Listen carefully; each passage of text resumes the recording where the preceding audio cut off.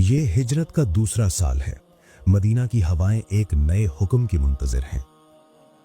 ये दुरुस्त है कि मुसलमान मक्का के वो सख्त दिन गुजार कर मदीना पहुंच चुके थे, लेकिन एक खास इबादत अभी तक उन पर फर्ज नहीं की गई थी।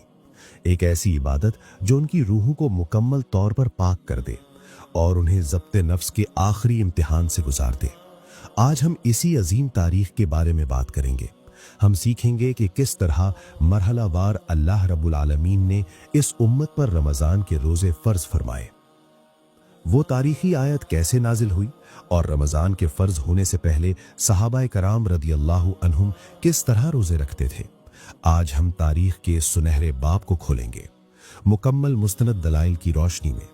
रमज़ान का महीना एक ही दिन में अचानक फ़र्ज नहीं हुआ था। इसके पीछे अल्लाह ताला की अजीम हिकमत और तदरीजी तरबियत की एक तारीख मौजूद है।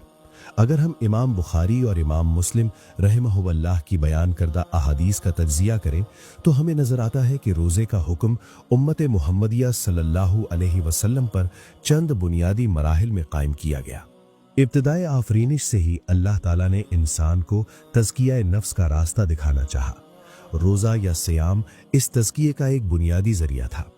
तारीख़ इंसानी में कोई ऐसा नबी या रसूल नहीं गुजरा जिसकी उम्मत पर रोज़ा फ़र्ज न किया गया हो। हज़रत आदम अलैहिस्सलाम से लेकर आखिरी नबी हज़रत मोहम्मद सल्लल्लाहु अलैहि वसल्लम तक हर शरीयत में रोज़ा मौजूद रहा। अगरचे इसका तरीक़ा, वक्त और तादाद मुख्तलिफ रही, लेकिन मकसद एक ही था, तक़वा हासिल करना। जब रसूलुल्लाह सल्लल्लाहु अलैहि वसल्लम मक्का में थे तो आप रोज़ा रखा करते थे, लेकिन वो रमज़ान के फ़र्ज रोज़े नहीं थे। उम्मुल मुमिनीन हज़रत आयशा रदियल्लाहु अन्हा की रिवायत के मुताबिक जाहिलियत के ज़माने में कुरैश 10वीं मुहर्रम यानी आशूरा का रोज़ा रखते थे। रसूलुल्लाह सल्लल्लाहु अलैहि वसल्लम भी मक्का में इस दिन रोज़ा रखते थे। ये बात सही बुखारी हदीस नंबर 2002 और सही मुस्लिम हदीस नंबर 1125 में वाज़ेह तौर पर मज़कूर है। मक्का के मुशरिकीन उस दिन रोज़ा क्यों रखते थे? मौर्रिखीन कहते हैं कि शायद वो हज़रत इब्राहीम अलैहिस्सलाम की बाकी मानदा तालीमात की पैरवी में इस दिन की ताज़ीम करते थे और काबे को नया गिलाफ पहनाते थे। लेकिन उस वक्त तक मुसलमानों पर किसी खास महीने में मुसलसल 30 रोज़े फ़र्ज नहीं किए गए थे। फिर वो तारीखी हिजरत का वक्त आया। अल्लाह के हुक्म से रसूलुल्लाह सल्लल्लाहु अलैहि वसल्लम अपने महबूब वतन मक्का से मदीना तशरीफ़ ले गए। मदीना पहुंचकर आपने एक अजीब मंजर देखा। मदीना के यहूद भी एक खास दिन का रोज़ा रख रहे थे। वो था 10 मुहर्रम यानी आशूरा। नबी करीम सल्लल्लाहु अलैहि वसल्लम ने उनसे पूछा, तुम इस दिन रोज़ा क्यों रखते हो? उन्होंने जवाब दिया, ये एक अजीम दिन है।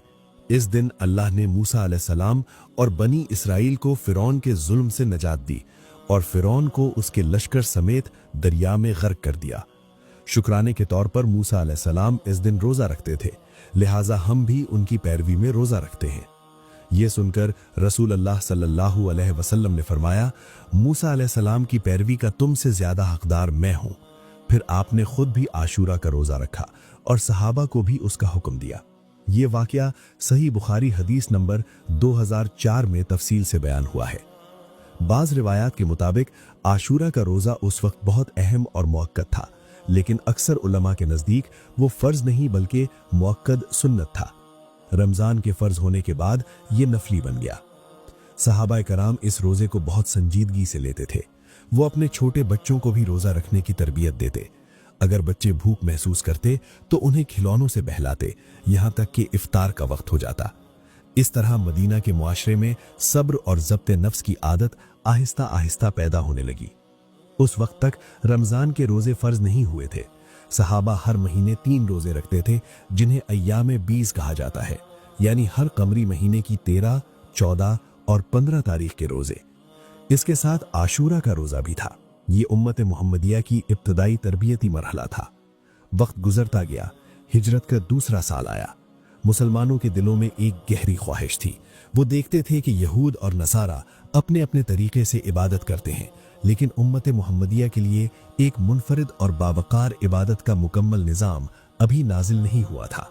जिस तरह नबी करीम सल्लल्लाहु अलैहि वसल्लम क़िबले की तब्दीली के लिए आसमान की तरफ निगाह उठाते थे, वैसे ही शायद मदीना की फ़िज़ाएं एक अजीम हुक्म की मुंतज़िर थीं। सहाबा के जहन तैयार थे, जिस्म तैयार थे और वो हर मुश्किल हुक्म को कबूल करने के लिए बेताब थे। इसी दौरान शाबान के आखिरी दिनों में हजरत जिब्राईल अलैहिस्सलाम वो अजीम वही लेकर आए जिसने उम्मत की तकदीर बदल दी। सूरतुल बकरा की वो तारीखी आयात नाजिल हुई जिन्होंने रोजे को फर्ज करार दिया।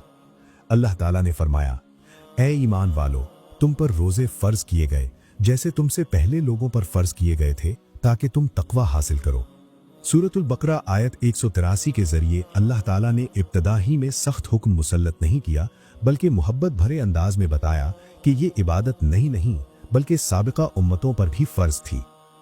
लेकिन यहाँ एक अहम मरहला था जिसे अक्सर लोग गहराई से नहीं देखते। जब यह हुक्म इब्तिदा में नाजिल हुआ तो एक रियायत दी गई, जो रोजा रखना चाहे रखे और जो मुश्किल महसूस करे वो एक मिस्कीन को खाना खिला दे, यानी फिदिया अदा करे। ये रियायत आर्जी थी। अल्लाह ताला अपने बंदों को आहिस्ता आहिस्ता आला दर्जे के तकवा तक ले जाना चाहते थे। कुछ अरसे बाद सूरतुल बकरा की आयत 185 नाजिल हुई। रमजान का महीना वो है जिसमें कुरान नाजिल किया गया, बस तुम में से जो इस महीने को पाए वो इसके रोजे रखे। इस आयत के बाद फिदिये का इख्तियार खत्म हो गया, सिवाय उन लोगों के लिए जो मुस्तकिल बीमारी या बुढ़ापे की वजह से रोजा रखने की ताकत न रखते हों। ये रोजे के हुक्म का आखिरी और मुकम्मल मरहला था। लेकिन इब्तिदा में रोजे के कवानीन आज की तरह आसान नहीं थे। अगर कोई शख्स इफ्तार के बाद सो जाता तो फिर रात में खाना पीना हराम हो जाता, हत्ता कि अगले दिन गुरूब आफताब तक कुछ नहीं खा सकता था। इसी दौरान एक दिल खराश वाकया पेश आया। एक अंसारी सहाबी हजरत कैस बिन सुरमा रदियल्लाहु अन्हु सारा दिन खजूरों के बाग में मजदूरी करते रहे। इफ्तार के वक्त घर आए तो खाना तैयार न था। इंतजार करते करते वो थकन से सो गए। उनकी आंख लग गई और उस वक्त के कानून के मुताबिक अब वो ना कुछ खा सकते थे ना सहरी कर सकते थे। अगले दिन सख्त गर्मी में भूखे प्यासे काम करते हुए वो बेहोश हो गए।